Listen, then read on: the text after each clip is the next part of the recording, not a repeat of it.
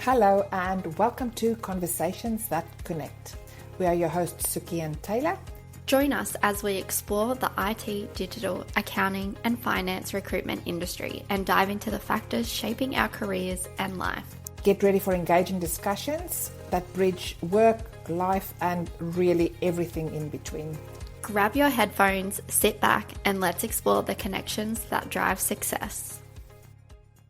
We wanted to talk about just the interview process. So even in this market, the pros and cons of Contract versus perm. Contract versus perm, and then just how to engage. What did we say the importance of that interview process and just keeping it moving? Yeah, so contract versus permanent employee, what are the pros and cons and what should you do for your business? And then when should you engage a recruitment agency and what's the pros and cons with that? So there's obviously pros and cons for all of them, but we thought today we would run through those few things because we are seeing at the moment there's a lot of companies are hiring permanent staff internally, but then they're going out for contract. And I'm having conversations around, well, what's a good contract role? What's a good permanent role? And what should we do in the business as well? So that seems to be pretty relevant, but also, I guess also what should you expect from a recruitment agency when you engage them too? That all ties in. Yeah. Yeah, so I think when talent decide that they actually want to make a move, like we've had the question, like I've applied for this role, oh, it's a contract role. Oh, actually I'm not that keen on a contract. Well, should I be keen on a contract if I'm in a permanent position? So it's those questions. And if you've always been in a permanent position, you've never gone into a contract role, it does seem daunting. And it is because there's a risk involved. But I don't think the risk is as high as most people think it is. So it's I actually think the risk between permanent and contract is the one has a 2-week notice period and the other one has a 4-week notice period. Correct. Because both of them can end at the drop of a hat. The one just gives you 2 weeks more notice than the other one gives you. So that's, in my opinion, the biggest difference between the two. Yeah. I guess because you have to interview, you've got to go through the same process to get the role. There's not a difference in that. It's when it ends, how does it end? And are you left on the street? That's basically it, left without a contract. Yeah, and then you've got the different types of contract too. You've got fixed term contract and then you've just got your normal contracting. So again, with the fixed term contracts, you're still entitled to all your annual leave, all of that. So that's the fixed term contract. So there's really no difference between permanent employment, fixed term contract. It is just those extra 2-week notice. And then and the fixed term contract has an end date to it. Correct. Where your permanent contract doesn't. You don't join a company and they say, oh, you're only going to be employed with us until the end of December. Where with the fixed term, you're a permanent employee, but you have an end date. Yeah. And then when you've got your normal contract work, you don't get your sick leave, annual leave and all of that, but you do get paid a higher rate to supplement that. So that seems to be the real kicker when I am speaking with candidates. They're like, well, I get 4 weeks annual leave and 10 sick days, but they're on a lower rate. So you really have to determine for yourself and your family, well, can I afford to take a holiday without being paid? But you do get paid a little bit more too to supplement that. So I guess it's more, you do have to plan probably a little bit more in advance if you are wanting to take holidays because you know that you may not get paid for those. But yeah, you also don't get the sick leave. But in some people's mind, they would prefer to work contract after contract after contract because after a contract finishes, you can then go to another contract that's even higher. So you can make a lot more money in contracting. You just sometimes, well, you don't really get the stability, I guess, that people think. The It's stability in perceived terms of stability. like 4 weeks holidays or sick days.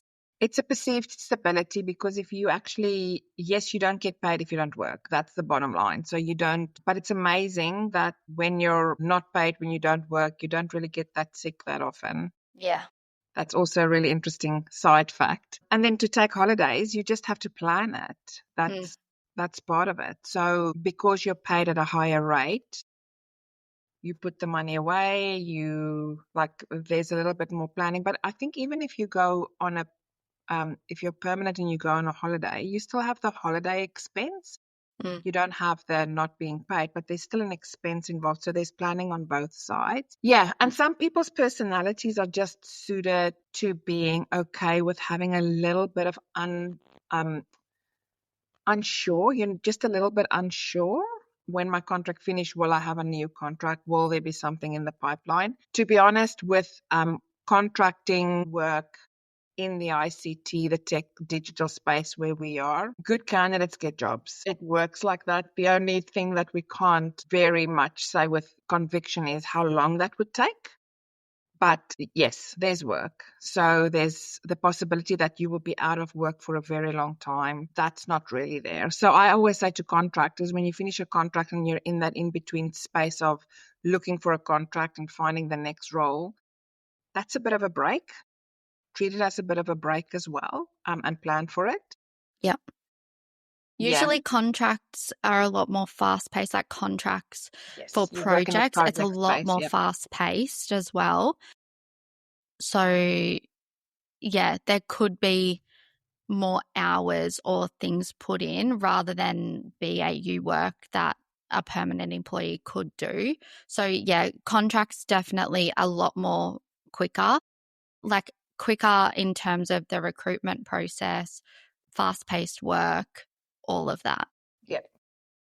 Well, you say quicker, and then we work with government and I guess depends on what industry you're going correct, into yes, and who your correct. And then client sometimes is. you think, well, permanent recruitment happens faster than contract recruitment in certain spaces. Yeah. So it depends on the beast you're dealing with at that stage for a contract role. But you're 100% right. Contractors come into project work. You come in for a specific role. That role's probably, in terms of money, is budgeted by the client, so they know we can engage you for 6 months. That's the amount of money we have available for that engagement. So it's very specific. You come in to do a piece of work because you're the expert in that space coming in. And there's no time for ramp up, like, oh, find your feet, get yourself, settled in.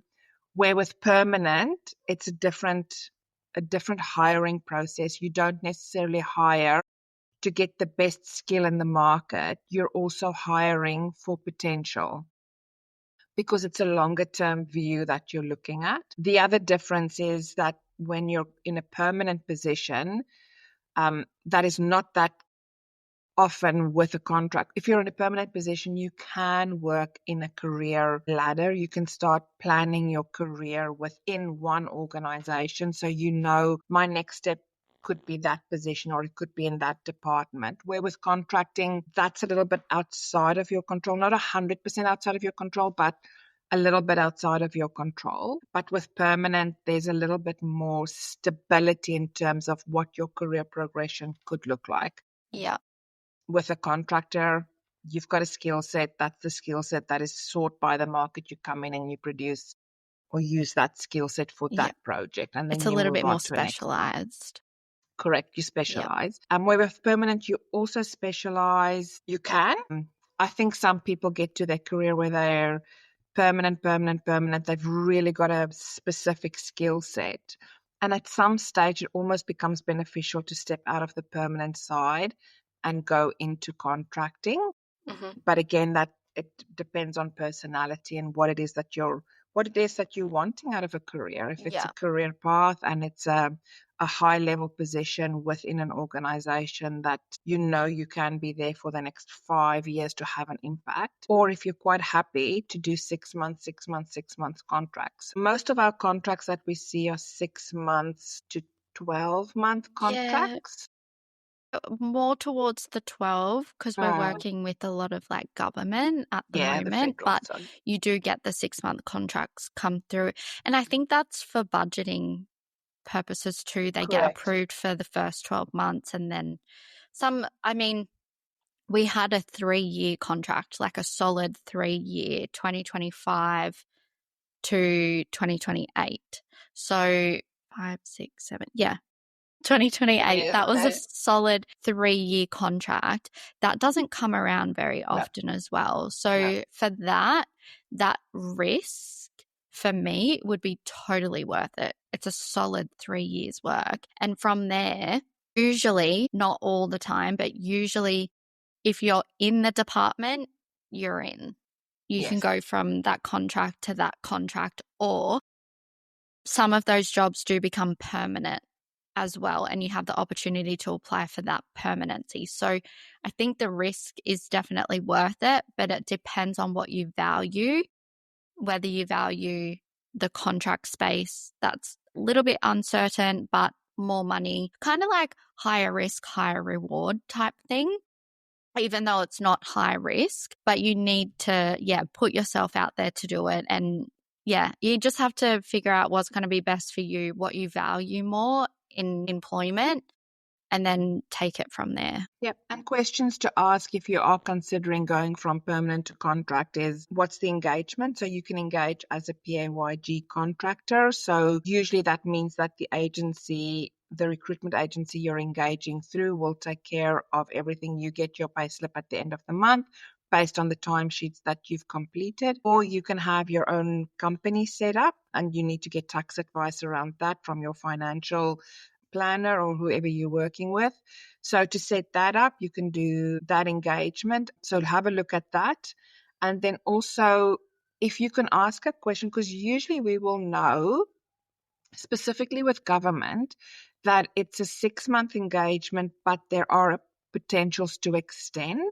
So they would say that there's 2 opportunities to extend for another 12 months. So it could be a 6 by 12 by 12 contract or a 12 by 12 by 12 contract, which is not guaranteed that it will extend, but that just gives you an understanding that this project or the program of work that you're going in is a 3-year project or a 3-year program. So there's definitely, it's not you coming in and once the project's finished, that's it, we're done.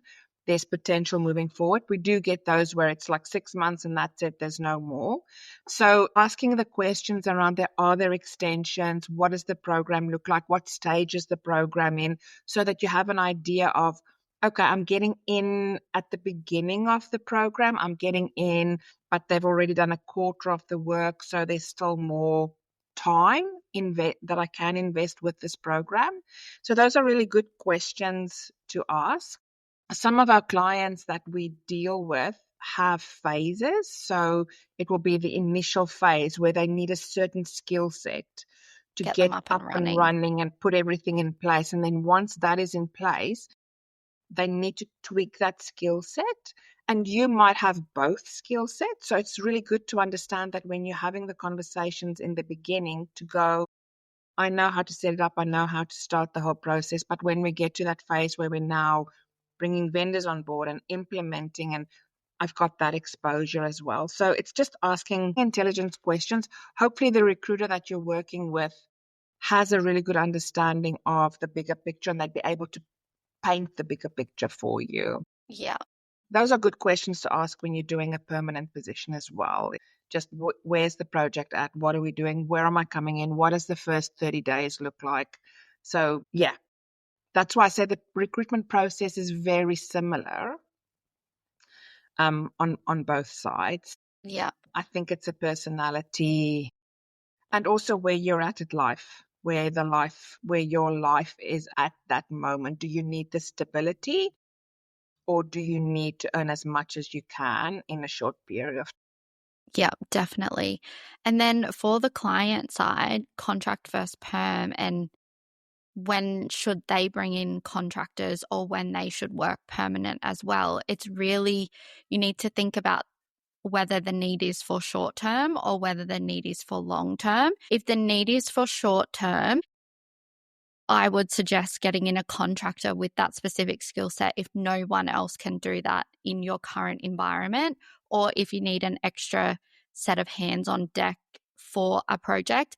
And I think it's important, if you are going contract, this is when you should think about engaging an agency, because that employment, like, they don't go on your books, they go on the agency books.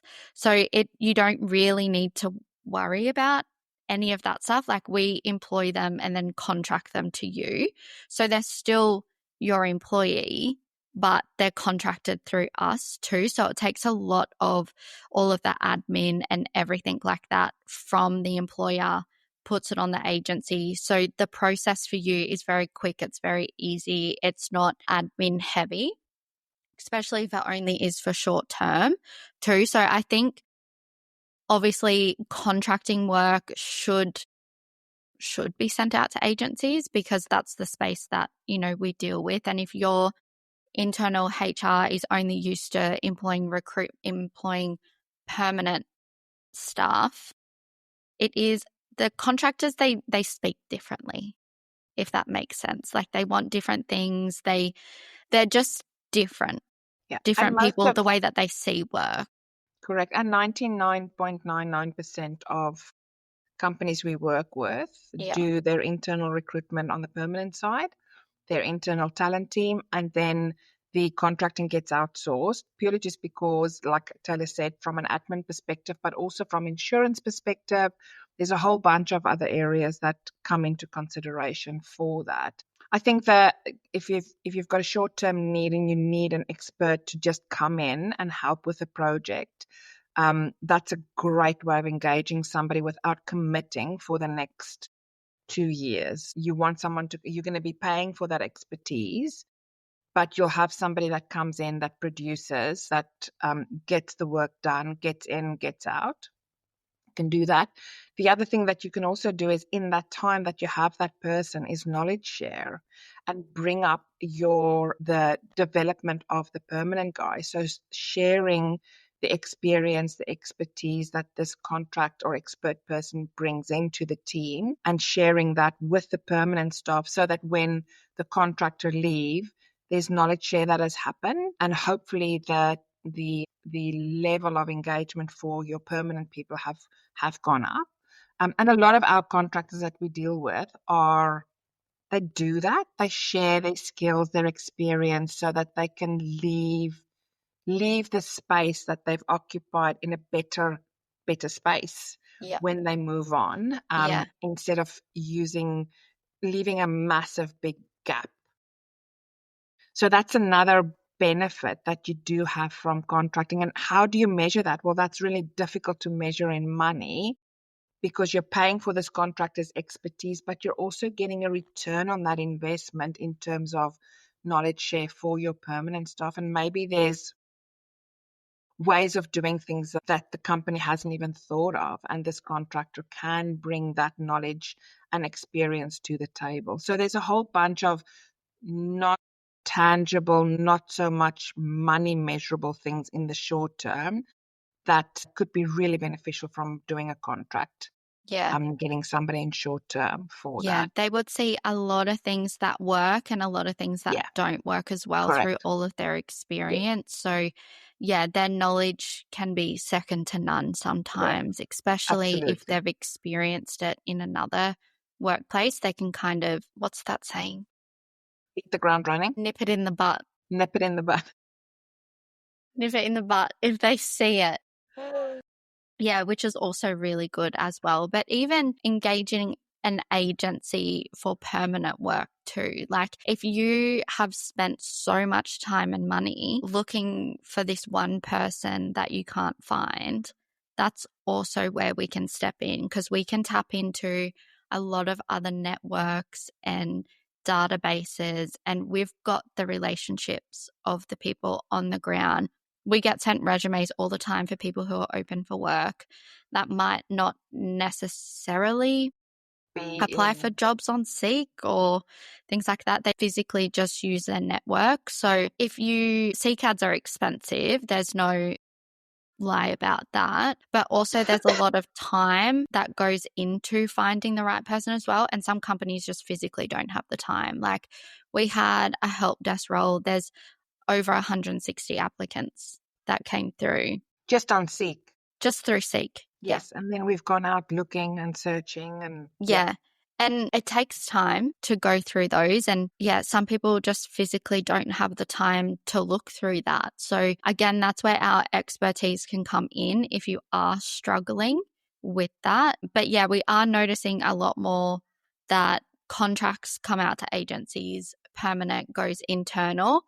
Unless they can't find the person, then it comes to an agent, which seems to work well because we can, like, we ask the questions, what were you finding? What was the biggest thing that you found with the applicants that applied? Like, and then I guess it really makes them think, okay, who do we actually need? Because we thought that we knew it. Nobody really had it. So what are we actually looking for if it doesn't exist? And then we can hone in on those specific either skill set, personality, team fit, experience in specific areas, not just technology. No. We ask the same questions. It's the same process from our side to find the right person, be it contract or permanent. The conversation is just more specific around the specific role or the requirements of the position. But the recruitment and the time and the effort and the detail we put into making sure it's the right person is the same for contract and perm. Definitely. The process doesn't change. It's just, it could be a little bit quicker with contracts, especially with the government ones. They're like a quick turnaround. It's like a week turnaround. So, but everything else is the same. Yeah. And the involvement with the candidate for a contract role, specifically with government, suitability statements or capability statements, that's a little bit different. But other than that, 100% right, Tayla, that's it. So I think to summarize, as a permanent employee and you're looking to go contracting, have the conversation. Make sure you really understand or really address the concerns that you have, because sometimes the concerns that you have aren't really issues. It's something that we can talk through with you and explain the whole scenario and exactly what's involved. And contracting going to perm, well, that's a decision that a contractor will make to go, okay, I'm done contracting. And we do find that quite a bit when contractors have been in a specific level for a long period of time and now they want to go give back to an organization. And it's not necessarily I want to have the highest level. I just want to go in, and the last few years of my career, I want to give back everything that I've learned and just be in an environment where I can bring up the next generation, really. We find that a lot when there's contractors that are coming to the end of their career. It's like, I want to go into a permanent position and give back. Yeah. That's a big thing. Give back to the community and the industry and the environment that supported me throughout my career. And then for clients, I think it's pretty clear if it's a very specific position that you just need expertise for a short period of time, be that 6 months, 12 months, 18 months, contracting is the way to go. And even if you do have the skill set internally in a permanent capacity, it's looking at the talent that you have on the ground and reviewing if you could potentially move somebody into that role for a secondment or getting the exposure or the experience. Do you have the time for the upskilling? Is there somebody that can upskill them? Or is it bringing somebody in, upskilling, and then pushing that person into a permanent position where their next career move will happen? So that's a little bit more involved, understanding when do you bring in a contractor and what does that look like? But again, we're here to advise on that. And if we feel that this skill set is so specific that you will struggle to find a permanent person in that role, use a contractor short term. Or we've also had clients that just have not, the market for some reason is just at a stage where that specific permanent person is not available. Get a contractor in. The interim. And keep looking for permanent. Then at least the role's being done. There's not a hold up and the knock-on effect is not as big if that's a consideration. So I think the bottom line for us is have a conversation where either way, at the end of the day, it's about what's the best for the client, what will be the best for the project, how does that impact, how can we help? And sometimes when a client says we need a permanent person in this position, and we're like, well, you can go find that person yourself. You don't need us to do that, because the market at the moment is in a position where you could There's find plenty. the Yep. staff. Flip side is we don't have the time, we don't have the staff to be able to recruit. Well, then we can come in and assist with that. Yeah, have the conversation. There's lots of years experience between the two of us to at least advise in the right direction and tell you what's happening in the market. And we've got our salary guide out, so that just provides some guidance as to what payment looks like, so that when you are doing budgets, there's some guidance there as well. Yeah. And I just I'm having a lot of interesting feedback from the salary guide as well, because we did do it a little bit differently this year in terms of the information that went into it. But yeah, there's been a lot of really good positive feedback, but interesting. People are finding it really interesting because I feel like, well, the tech market went up 6 to 10% as a whole in salaries, but I think a lot of companies aren't matching that as well. So that's also something to think about. And to be fair, I only think salaries are going to get higher because there's a lot more specialized needs now, especially we're only talking about this morning. There's agritech, fintech, medtech, all that. And they're all quite specific roles, especially like cloud-based roles, AI-based roles, all of that. So yeah, I think salaries are going to go up. So yeah, check your budgets. Yeah, have the conversation. That's us, contracting versus perm, the pros and cons on that for clients and contractors. Thank you so much for joining us on another episode of Conversations That Connect. Don't forget to like, subscribe, and share with your friends. Connect with us on social media at Montague Group on LinkedIn and Facebook. And please feel free to drop us a line with any topics you would like us to discuss, and of course, any questions that you do have. Until next time, guys, stay curious and stay connected.